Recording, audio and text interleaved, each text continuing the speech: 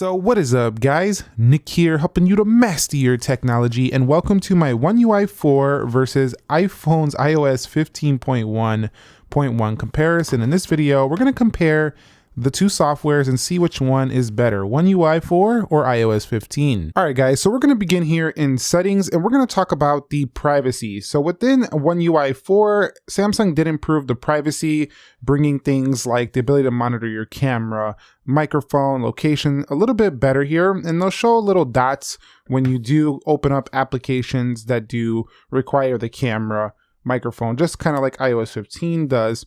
You'll just see they kind of cleaned up the privacy section here. Over here in Apple, you do have your tracking applications, the location services that we're used to, and also when you open up the camera and audio applications, it will show an indicator up there as well. So they're quite similar on this front. So let me go ahead and demonstrate that for you. So if I open up the camera on both of them, you will see a green dot up here for the iPhone, and you will see a green dot up here for the Samsung. That is letting you know that your camera is being used, obviously here, but you'll see this more often in applications that actually are taking advantage of your camera. That's a great privacy feature, because if you're using an application, you don't want them seeing you using your camera. That's definitely going to be huge. So that's good that Samsung basically brought that feature over to One UI. Now, if you are doing a recording, it will also show up here when an orange dot for iPhone that you are recording right there. Same thing with other applications. They will show that you're recording. And for Samsung, it does present the microphone with the green icon right there. So again, quite similar on that front as well. All right, guys, so the quick panel versus the control center. So with Samsung, you get better functionality. You can edit the buttons from right here within One UI 4. You also do have the ability to power off the device right here. You also have the ability in this quick panel to go to settings right there. So I would say this quick panel setting is a little bit more practical. Over here, it's a little more aesthetically pleasing. The brightness slider is lower over here. Over here, you got to go to the middle. Essentially, Samsung did add a few things like the camera access, the microphone access, and the extra dim feature from Android 12. You could just do a lot more here from the Samsung device. Over here in Apple, you could do a lot, but you have to go into settings here to go ahead and enable that from the control center.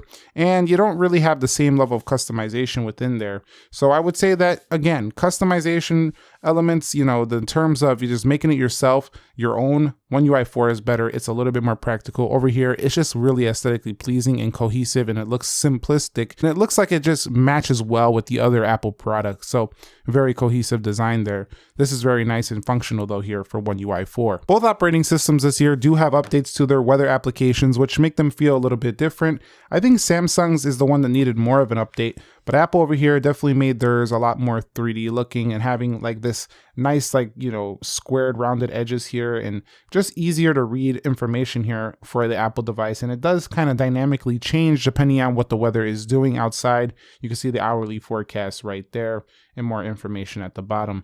So very nice here for the Apple weather application. For One UI 4, they got rid of the ads in here, so there's no real ads. You could see hourly right there, COVID cases, as well as sunrise, sunset, rounded corners here again, and it does turn white. And down here, you do see some today's stories from the Weather Channel, as well as some videos, but no real ads here on the One UI 4.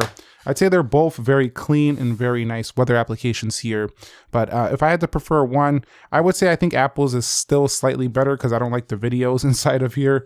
But overall, I'd say they're both very good. Now, navigating the settings in both these softwares is actually quite similar. They both have colored icons off to the left. The only difference I would say is that Apple tends to put all their applications at the bottom, which makes this look a little bit more cluttered. Samsung keeps it kind of clean by putting the apps in an app section right here, so no major issues over here. And then on Apple, you do have a better search bar up here, whereas you have to click this thing over here and then you could search, but I think it's just easier. You could just see it right there, front and center. And then Apple will put some subscriptions up here. If you have some notifications from Apple themselves, they'll be up there, like what to do with your iPhone. Overall, they're both very easy to navigate, and I'd say the settings experience is quite similar on both. Now here's an area One UI 4 is definitely better than the iPhone experience. If you want to change your wallpaper, like let's go ahead and put this one on. Actually, we'll put this one right here. When you go ahead and change this, let's set it. It will ask if you want to change your color palette here. And you could actually tweak the icons and things like that to kind of match up here in the quick panel settings. So we'll set that color palette. And you'll see as we set that color palette, there is a little bit of delay. It has been a little bit buggy when it comes to setting it. You'll see up here, it will change the entire color palette of the device. That's pretty nice. Also, if you go back here, go to the home screen, go to wallpapers and styles, you can actually apply this to your icons as well. So we'll go ahead and click this button right here, apply it to the icons, and then some of the stock icons will also match the theme here. So that gives it a lot more colorful, fresh feel, whereas iOS, you're just going to be able to change your wallpaper and that's it.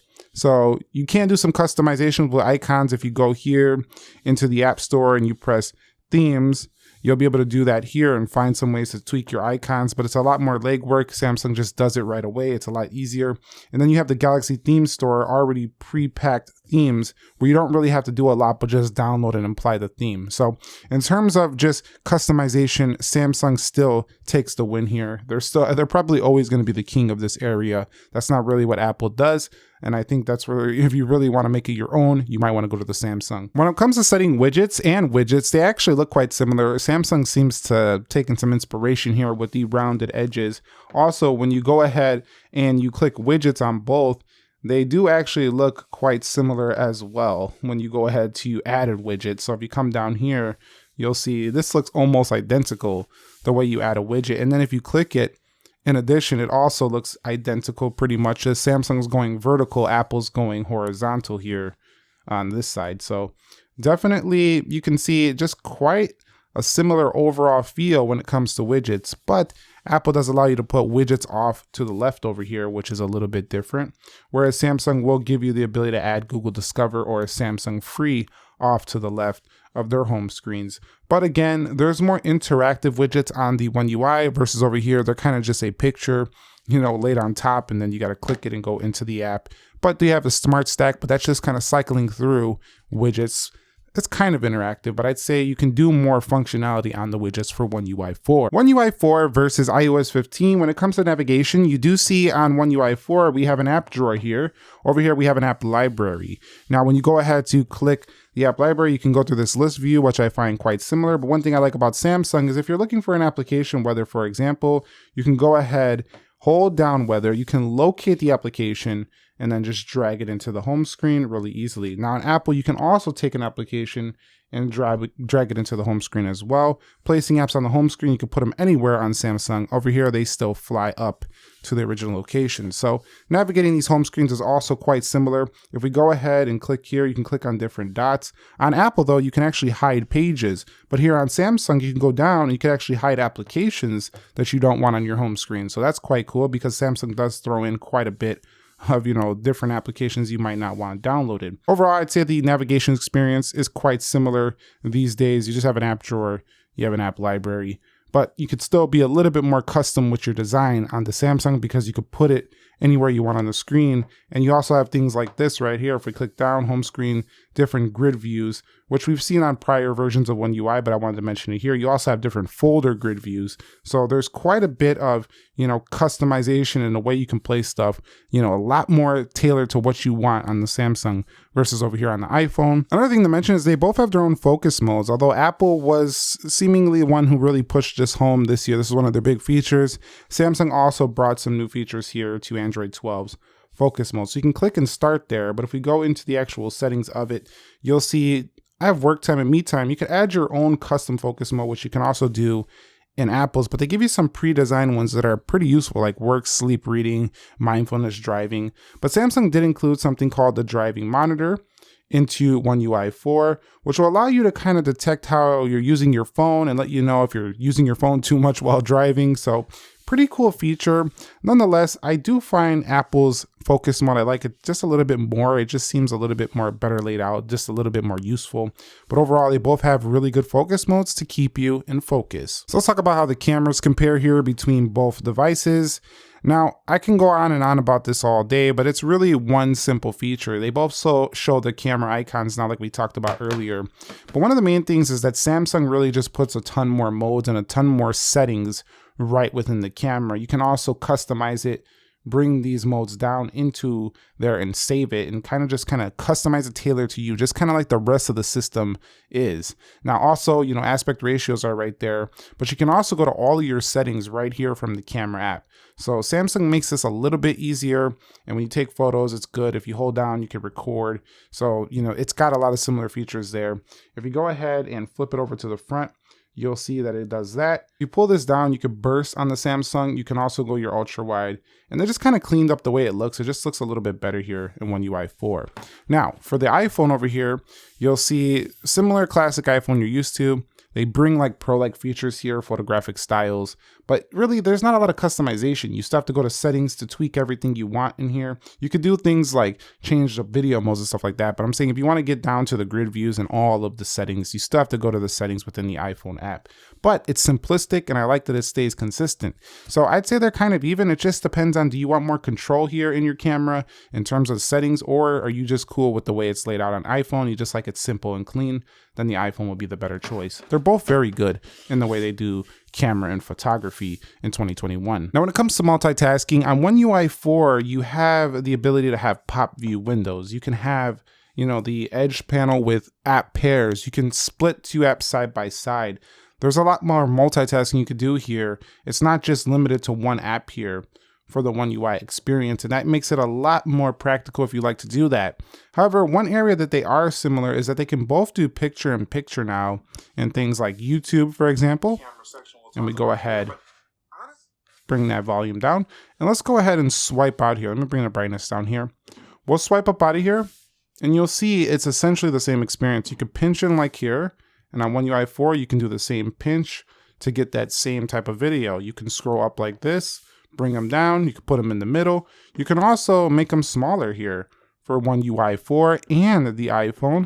It looks like the One UI 4 one gets a little bit smaller if you want it smaller. You can also move them off to the side like that if you are needing more screen space here on the device. So that's a pretty nice feature that they both have in common. And then in Samsung's One UI 4, Samsung Internet, it's kind of different than Safari by a bit. You can also go ahead and go into these settings here right from the Samsung device itself. If you take a look here, you do have web page viewing. You could place the scroll bar to the right or the left. You can put the go button at the top or the bottom. You can do quite a bit of features in here. You have sites and downloads, useful features. You can do quite a bit in the Samsung Internet right from the application itself. So other than that, they do browse very similarly. On the iPhone, you have different things like tab groups. So you can add your own tab groups here. If we go here, click this tab, you can make a new tab group, an empty tab group. And then on the iPhone, it's kind of clean. You have your, bookmarks down here. There's not a whole ton you can do within the actual Safari itself. It's trying to stay more minimalistic, but you do have the top address bar you can place right here. You can go ahead and do privacy reports, website settings, request desktop site. In Samsung's Internet, though, they do have their own security feature right here. You can place it in strict mode, or you can put it in secure mode to make it a little more secure. So there's privacy and security in here as well. Both of them are very good. Just like with the rest of iOS, you do have to go in the Safari in the settings to actually tweak more of what you want to tweak in Safari. That's one of the major differences right there. Other than that, they both are very good browsers, but I do think Safari is a little bit more efficient, a little bit smoother in my experience. But one thing I don't like about the iPhone is when you put it in dark mode here, Safari doesn't get dark. That really annoys me. Over here on the Samsung, if you put this phone in dark mode, the whole application gets dark. That's how I want it to do right there. I know you can go ahead and add Noir. You can add some extension to make it dark. I want Apple to make Safari dark right within iOS, and I think it's going to come soon, but for now, Samsung still has the lead here. And One UI 4 is a little bit better here when it comes to the ability to put this in landscape. This is not even an option on the iPhone right here. You cannot place this software in landscape. That's a little bit annoying. They both do have one-handed modes, but Samsung will take the lead here once again because of their ability to customize the screen however you want to your hand size. Pretty neat. Now, Apple does have a nice one that kind of just gets out of the way until you need that feature right there, but I kind of do prefer Samsung's just because it actually makes it a true one-handed mode.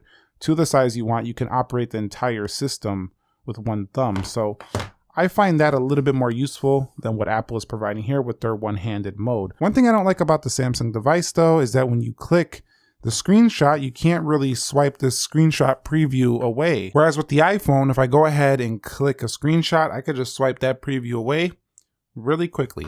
That is a nice touch there for iOS 15. An area that Samsung has that Apple doesn't even have this feature yet is always on display. But not only do they have always on display, they also improved they're always on display, where you can go ahead and tweak it even more. So if we go to the clock style and you go to image clock, you can place your own images now, your own AR emojis. If we go back, you have stickers you could place on there. So they're expanding their lead within their entire, always on display feature and functionality. And Apple doesn't even offer an always on display. Now, iPhone does give you, if we go over here to settings and we go back, you'll see if we scroll down here to screen time, they do give you the ability to go ahead and kind of monitor your screen time, which is a kind of like a digital well-being feature. And of course, your focus modes. Now in Samsung, if you go down here, you do have your own digital well-being controls and stuff like this, where you can see all of the similar information on here. So they're quite similar in this respect once again. I also want to talk about the animations. How do they look when they fly into applications? Are they similar? And the answer is yes, they're quite similar. However, I will say that Apple is clearly winning here. And when it comes to how smooth the animation looks, Samsung's animations just don't look as smooth. They don't kind of go back as fast and consistent. They don't go back and forth quite as smooth and consistent as Apple's iOS. So this is one of the areas where I think Samsung could still improve, is trying to get those animations smoother to more match what Apple does offer up here when it comes to that. It just feels smoother and more consistent for the iOS experience. So I had to bring in the iPhone 13 Pro for the Samsung health versus fitness comparison. Now Samsung combines not only their health but their fitness tracking within one application, whereas Apple puts all the fitness in one here, and then they kind of divide up your fitness into just one, and then you want more information on health, you need to go over here to Apple Health. So I will say that, Samsung's is a little bit more clean, being in that they combine it in one, but Apple does have quite a bit of features. It really just comes down to which do you prefer. I think both of them do give you quite a wide range of what you can do.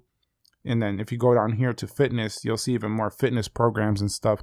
Both of them give you quite a wide range. It just depends on, do you like the Galaxy Watch 4 more, or do you like the Apple Watch Series 7 more? Which watch do you prefer? That's really how you can decide which one do you like. Both of them are very good in their fitness tracking and stuff like that. They both do have the ability to scan text here right from their cameras if they detect anything. You could see right there, it'll say a note, show options.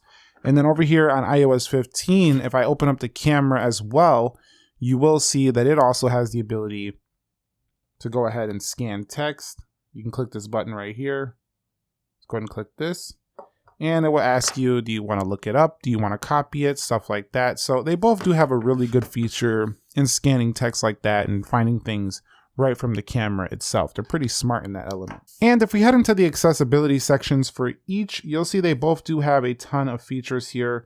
It says recommended for you, what it would like to recommend you if you're using Bixby and stuff like that. If you go to advanced settings, Samsung has this new floating button though. So if you have this floating button on, you'll be able to bring things over from the side. So you'll select the actions you want. For example, if you want extra dim, you want color adjustment, color filter, it'll bring this button over here to the right, and then you could kind of find what you want. Within Apple, they do have a similar feature as well, where they can put the little button off to the side, but you'll see voiceover, zooming, spoken content, audio descriptions.